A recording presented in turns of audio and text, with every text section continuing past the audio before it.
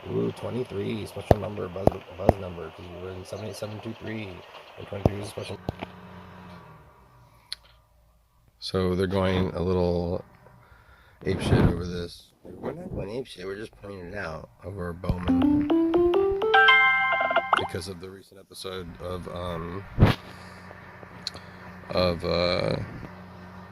somewhat recent episode of Under a Rock with Tig Notaro, and Julie Bowen was on there.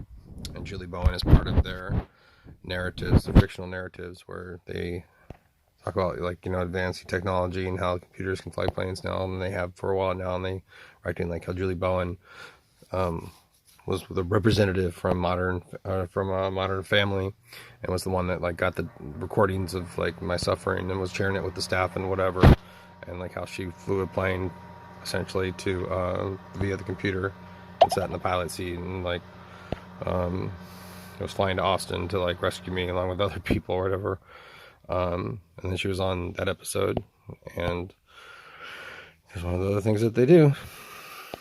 Oh, and also how she was on the episode of the Tonight Show talking about how her two sons, like 2 or 3 sons, were like hitting each other in, like, the penis, and she was like, don't, and the balls, and she was like, don't do that, and they're like sexually assaulting me and doing the same thing essentially, but with electrolasers.